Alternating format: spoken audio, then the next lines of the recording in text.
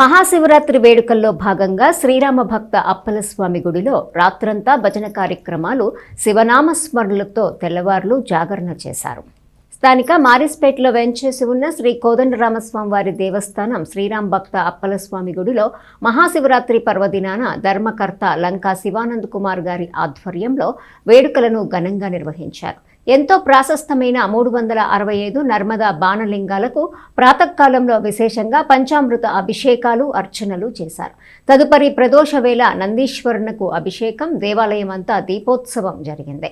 తదుపరి 7 గంటలకు గణపతి, లక్ష్మీ గణపతి, మహాలక్ష్మి, దుర్గా, నవగ్రహ, మృత్యుంజయ, రుద్రహోమం నిర్వహించారు. తదుపరి లింగోద్భవ సమయంలో నర్మద బాణలింగాలకు మహన్యాసపూర్వక ఏకాదశ రుద్రాభిషేకం, పంచామృతాలు, పళ్లరసాలు, డ్రై ఫ్రూట్స్తో అభిషేకం వైభవంగా జరిపారు.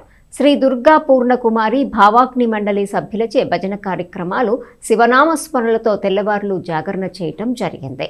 ధర్మకర్తలు కునపల్లి నారాయణస్వామి, లంకా శివానంద్ కుమార్, లంకా శివ ఆంజనేయ ప్రసాద్ ఆధ్వర్యంలో విష్ణుభట్ల ఆంజనేయ శాస్త్రి పర్యవేక్షణలో ఆలయ ప్రధాన అర్చకులు దినమణి ధనుష్ సుబ్రహ్మణ్య శర్మ పూజా క్రతువులను నిర్వహించారు.